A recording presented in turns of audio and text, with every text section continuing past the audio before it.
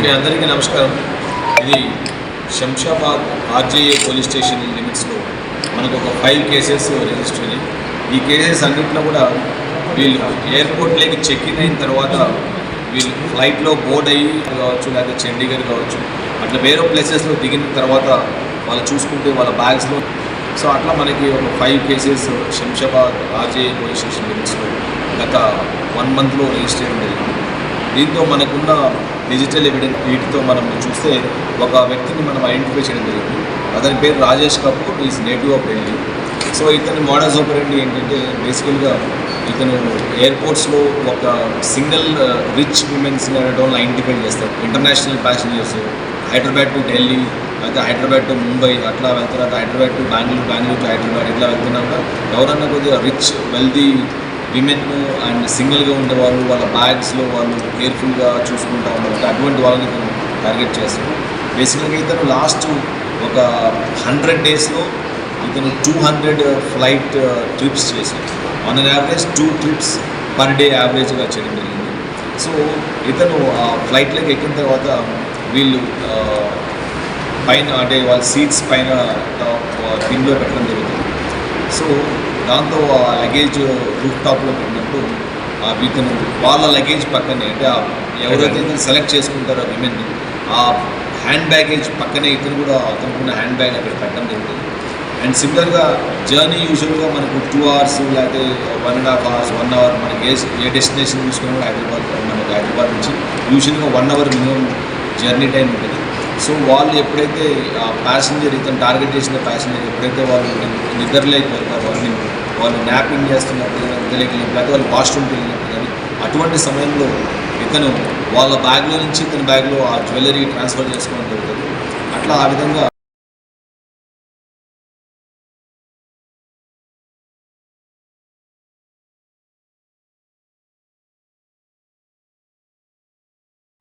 ఇల్లీగల్గా cattle transport చేస్తున్నారు, without proper receipts వెళ్తున్నారు. ప్లస్ క్యాటిల్ అన్ని ఒక్క వెహికల్లో స్టఫ్ చేసి వెళ్ళి వాటిని క్రాస్ చేసి వాటిని ట్రాఫిక్ చేస్తున్నారు. అటువంటి వాటి మీద మనం ఇప్పటివరకు ఒక 8 కేసెస్ రిజిస్టర్ చేయడం జరిగింది లాస్ట్ ఒక 15 daysలో. కాబట్టి మనం చెక్ పోస్ట్ కూడా ఒక 3 places Shadnagar, Rayakal toll plaza, Tundupally దగ్గర మనం ఓఆర్ఆర్ దగ్గర పెట్టాము. అండ్ కట్టాల్ దగ్గర కూడా ఒక చెక్ పోస్ట్ పెట్టడం. ఈ చెక్ పోస్ట్లో 24/7 పోలీస్ వాళ్ళు 3 shiftsలో పనిచేస్తున్నారు. అదే కాకుండా మున్సిపల్ వెటనరీ డాక్టర్స్ కూడా వాళ్ళతో పాటు చెక్ పోస్ట్లో కంబైన్డ్గా జాయింట్ చెక్ పోస్ట్ లెక్క పనిచేస్తుంది. సో ప్రజలు కూడా ఎవరైనా ఎటువంటి వాళ్ళు చూసినట్టు ఒకటే వెహికల్ అన్ని స్టాప్ చేసి ట్రాన్స్పోర్ట్ చేస్తున్న ఇన్ఫర్మేషన్ వాళ్ళు చేస్తారు.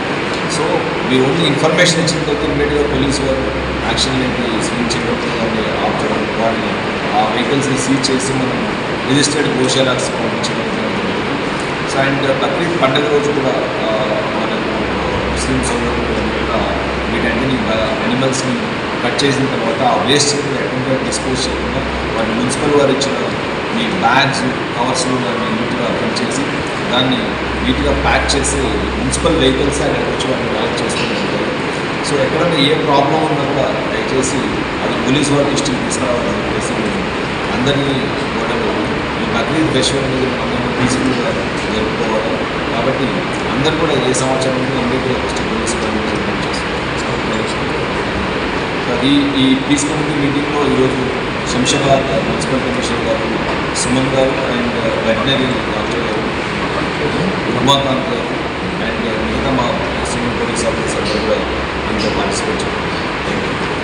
సో ఈ ప్యాసింజర్ కూడా మనకు తెలుసు ఇతని మీద మనం అన్ని ఎయిర్పోర్ట్స్ కూడా ఇన్ఫర్మేషన్ అనేది ఈ ప్యాసింజర్ని ఎయిర్లైన్స్ వాళ్ళు కూడా రాస్తాము ban flying in the airlines అనేది.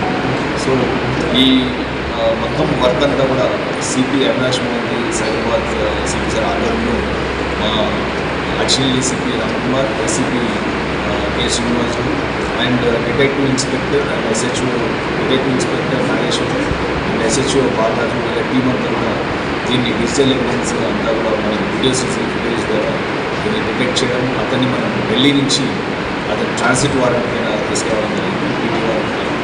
సో ఆల్రెడీ ఆయన ఢిల్లీలో కూడా కేసెస్లో అరెస్ట్ అయ్యారు.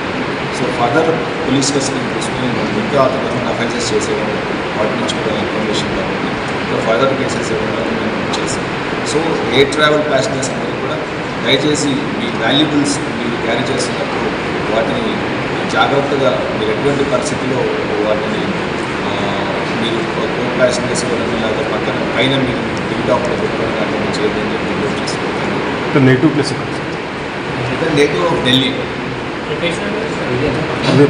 ప్రొఫెషన్ అంటే బేసికల్గా ఎంతమంది ట్రైన్స్లో కూడా దొంగతనం చేస్తారు, ట్రైన్ ప్యాసింజర్స్. సో ఇప్పుడు ఎయిర్ ప్యాసింజర్స్ దగ్గర చేస్తారు. సో బేసికల్గా ఇతను వేరే పని అయితే ఏమి చేయదు. బేసికలీ హీ టార్గెట్స్ ప్యాసింజర్స్ ఎవరి దగ్గర వాల్యుబుల్స్ ఉండేవాళ్ళు రిచ్ ఉండేవాళ్ళు connecting flights, international connecting flights. Example మీకు Delhi to Mumbai, Hyderabad to Mumbai, Hyderabad to Delhi, అక్కడి నుంచి మళ్ళీ కనెక్టింగ్ ఫ్లైట్స్ ఉంటాయి. వీళ్ళని టార్గెట్ చేస్తారు. వాళ్ళు ఒక్కోసారి విమెన్ కూడా అలా జ్యువెలరీ క్యారీ చేయడం అట్లాంటివి ఉంటాయి చాలా వరకు. సో అటువంటిది ఏం లేదు. బేసికల్గా ఈ సెలెక్ట్స్ కొద్దిగా ఎల్డర్లీ విమెన్ని అట్లా సెలెక్ట్ చేసుకుంటారు. సో అటువంటి వాళ్ళ బ్యాగ్స్ అతను ట్రాక్ చేస్తూ ఉంటారు, వాళ్ళు ఎక్కడ కూర్చుంటున్నారు ఏంటి అట్లా. సో ఇతను కూడా వాళ్ళు ఎక్కడైనా కూర్చున్నప్పుడు ఆ బ్యాగ్ వాళ్ళు హెడ్ టాప్ పిన్ మీద పెట్టినప్పుడు అక్కడ కూడా ఇతను బ్యాగ్ పెట్టేసి వెనక్కి పోయి కూర్చోవడం, లేకపోతే వాళ్ళు వాష్రూమ్కి వెళ్ళినప్పుడు ఇమ్మీడియట్గా అక్కడికి వచ్చి అతని బ్యాగ్లో నుంచి ఏదైనా వస్తువు తీసుకొని ఆ జ్యువెలరీని ట్రాన్స్ఫర్ చేసుకోవడం,